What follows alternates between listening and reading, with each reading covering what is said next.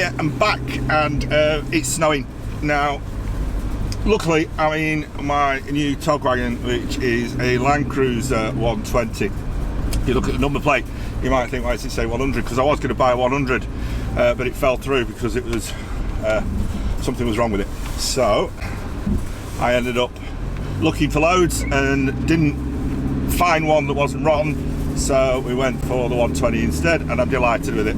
It's got all-terrain tyres on it, and it'll get me anywhere, and the confidence levels when the weather's like this go through the roof when you've got something that will get you from A to B. So we're going to get straight into the video. It's shot 3 different days, 3 different sets of conditions, and it's what photography is all about. Oh, before I go, I've got some really exciting news at the end of the video, so if you get bored and you're thinking of switching off, just go right to the end of the video.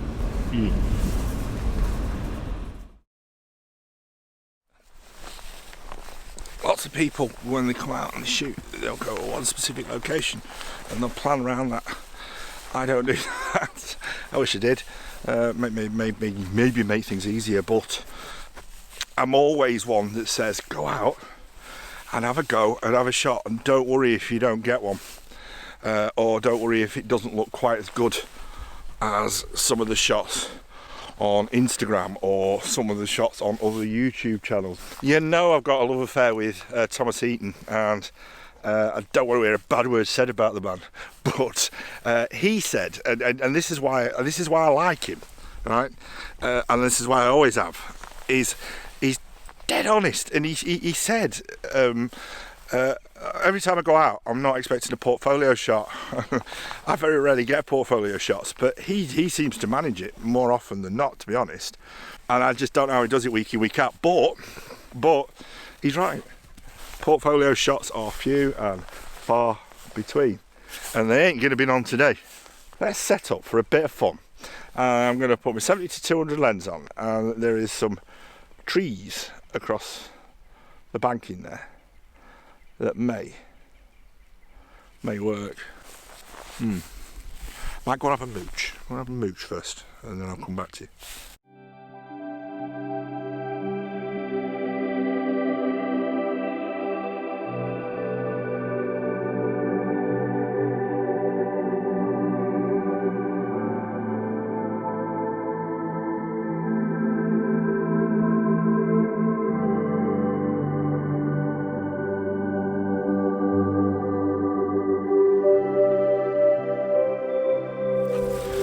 You like that?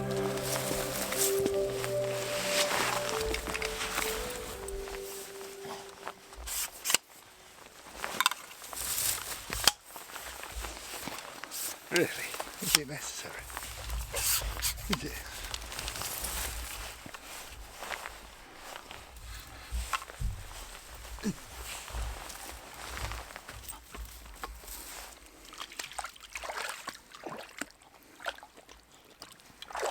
So the eagle-eyed among you will see something different. Yeah, I've got the 24-70 lens on, and I said that I would shoot with the 70-200. So I think we need to put that on. It's telling me my battery's going to die. Still recording, so we're all right. If you switch off, I'll put a new battery in. The 70-200 has got an adapter on it. It plugs into the front. Don't like it, but I'm not buying the 70-200 2.8 for this camera because it's very expensive and I don't need 2.8.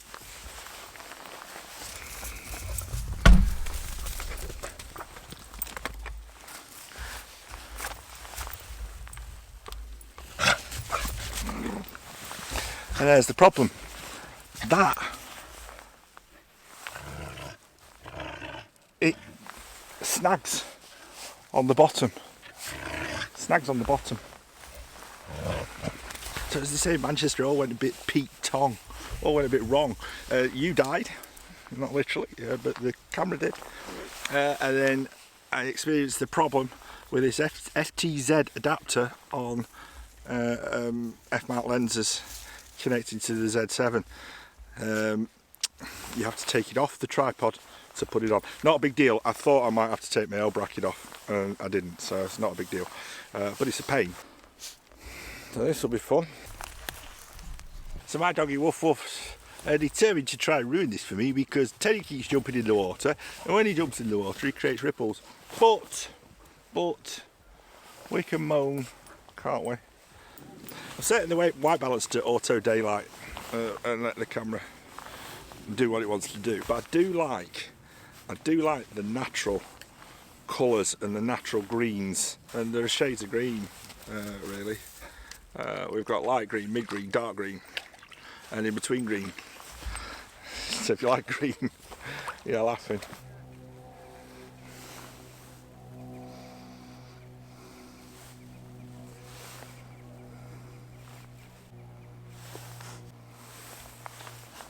F8, ISO 64, still conditions other than the dogs jumping in the water and fishies jumping out the water. 2-second timer, cooking in the bag, shot done. So it ain't the portfolio shot, but it'll do for a day out.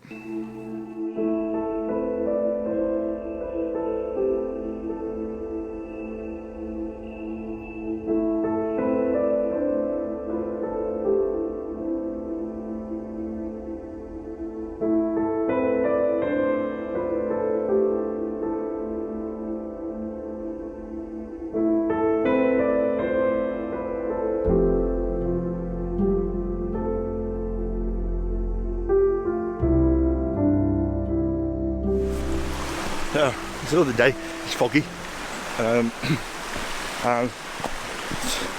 we're in that dilemma as to whether or not I made the right decision as to where I've come to, but we'll see. I hope you can hear me over this racket, which is the water, and what we've done is just set up a simple composition, which you can see here, and we've got the polarizer on, and that helps with the water getting rid of reflections. And because it's quite dark, I'm shooting at ISO 160, and the reason that is because I want about half a second, because for me that's really good, just to soften up that water a tad but not make it too soft. The water itself is full of peat because we're in the Peak District, not Peak District but Peak District, but it comes off the hills and it turns a funny orange colour. It's the only thing I really don't like when it's quite wet and it's coming off the hills, but you work with what you work with, don't you? And I'm shooting at 28mm with the camera, and again the whole place, it's like, where do you shoot, because it's all awesome. I've also taken the aperture to 5.6, and again that's so I can maintain that shutter speed of half a second, and it should work well with the shot. Quickly get that image. That looks nice, and that's in the bag. That's f5.6, half a second, ISO 160.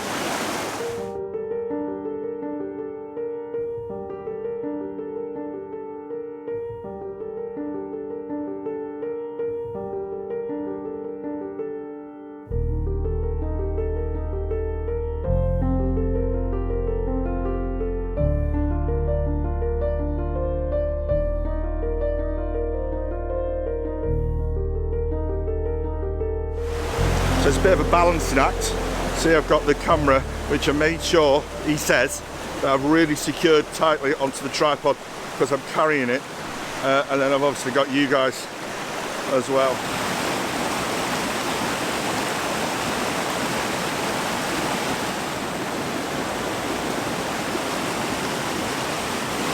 Now you might be wondering where I'm focusing. I'm focusing about a third of the way into the image. Because we're shooting at 24mm, all you got to do is make sure that where you focus is further than your hyperfocal distance, and you'll get everything acceptably sharp. We're shooting at f5.6 a third of a second, so the hyperfocal distance with this camera and this lens at 24mm at f5.6 is just over 11 foot. Providing I'm shooting past 11 foot, we'll get a nice, crisp, sharp-ish image, depending on my focusing skills.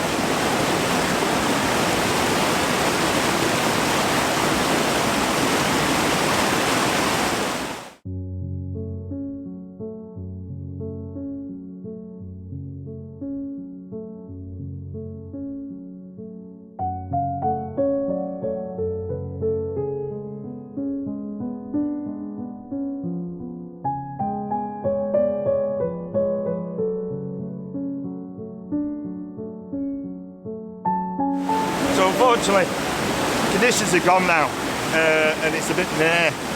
And then you start second guessing yourself and thinking, was this the right location to come to? I don't know, but anyhow, we'll just keep playing. So this is what I've come here for. As you can see, my camera is now pointing down, and it's pointing down into the water.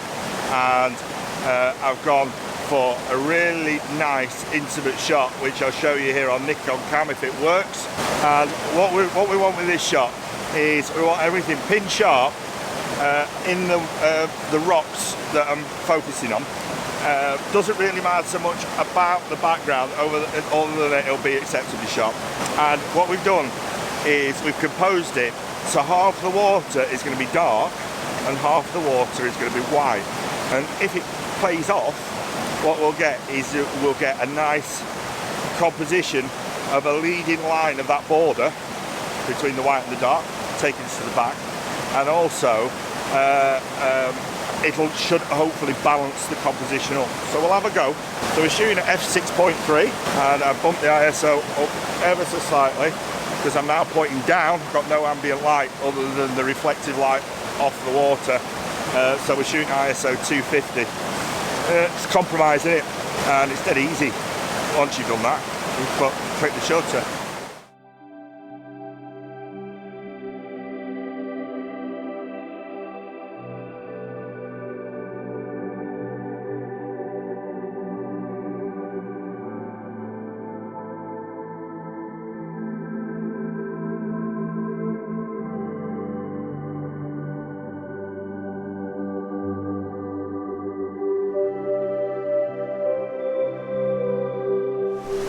Anybody who watched me years ago when I first started, a lot of my images, because I shot in the Peak District a lot, naturally, that's where I am now, but I always got down low with the wide angle lens 16-35. They were my signature shots, if you like.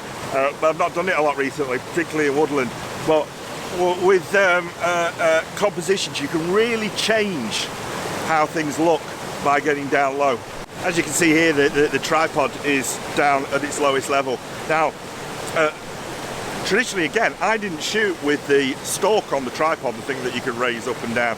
I had that off because then I could get even flatter. But I've got it on because in woodland, I'll often shoot high up. But this composition is set so we're almost level with the waterfall. And it should make for an interesting shot. Only thing I don't like is that there is some background element of sky, and we haven't got the fog to detract the sky, but I may crop it in, I may not. Shooting at f10, and I have bumped the ISO up slightly, and the reason I have is the water is too glassy at anything less than half a second. Well, actually we're shooting a third of a second, which I'll get away with, obviously.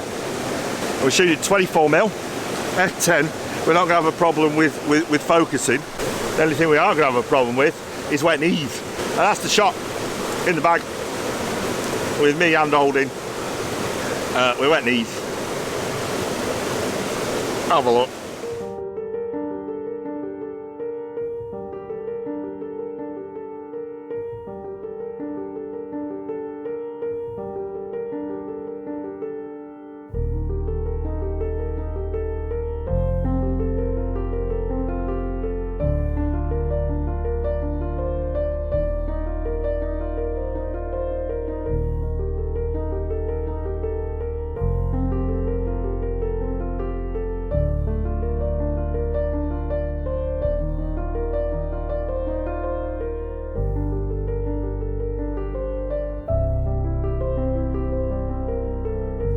I've got my glasses on because I've run out of contact lenses.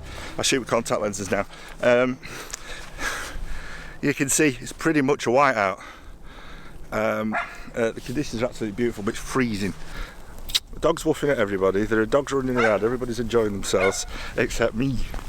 But these are the conditions of landscape photography, and it ain't all beds of roses, is it? So what you can see here in camera on live view, if you can see through the mush, is the histogram. And what you'll see is when I'm shooting this, most of the image is white, so don't be worried. That histogram will be all the way to the right hand side.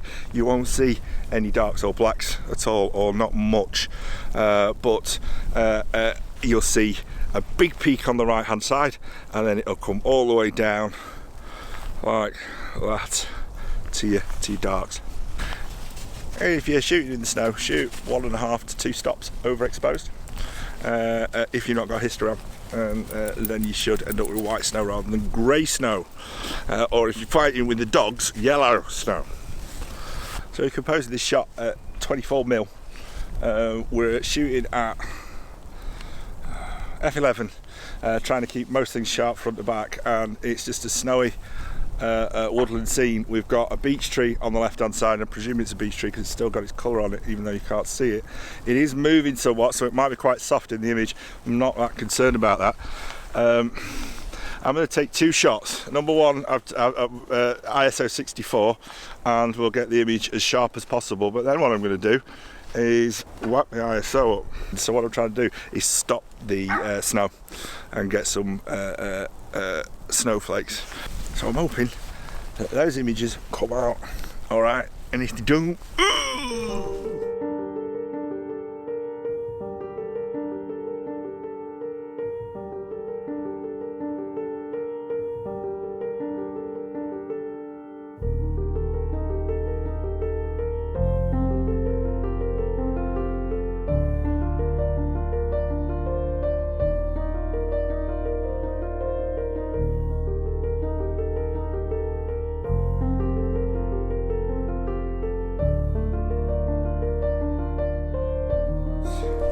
I can't feel my hands, but I can't go because the woodlands, creepy woods, is looking awesome, and as well as being freezing, it's windy. So I'm shooting at ISO 160 f11, and we're composing at 28mm, and all we're doing is we're getting the dark trees with the white snow, almost black and white, but it should be nice. And even these images are taxing the dynamic range of my camera, but absolutely gorgeous, absolutely beautiful. On the right hand side of the image, we've got that imposing tree, or set of trees which are really, really black. On the left side of the image, just to balance it, is the one tree on its own, and we're just shooting through those trees into the background, and hopefully that'll work. Hopefully.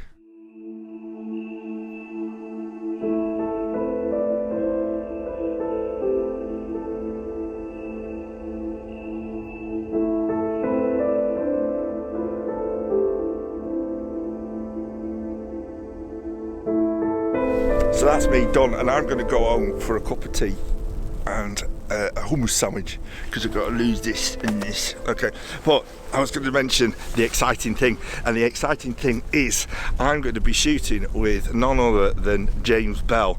I think one of the best Lakeland photographers in the country.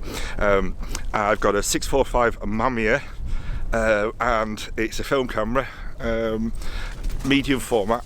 And my skills with film are rusty, to say the least. I used to shoot 35mm film, and I'm going to go out with him and I'm going to shoot, and that's going to be my Christmas special. Now, talking about Christmas, James has produced 2 books, and he's sold out of his first book, but his second book is still for sale, and it would make an ideal Christmas present. If you fancy buying it, you're not going to be disappointed. It's an absolutely stunning book, and you can also watch him on YouTube, and the guy is slow and methodical, and if you're really interested in photography and learning stuff, go and watch him. Go and watch him. Yeah, on Instagram, he's at Capture Lakeland. I'm sure a lot of you know him, and he's now a good friend of mine. But I actually looked at his work in Glenridding at his gallery. Didn't know who he was, and I said to my wife, "My God, this guy is awesome," and he is. And that's not just because he's a mate. You know, I don't plug people. I don't plug myself, but I'm plugging him because I really admire the guy. So have a lovely weekend. Peace.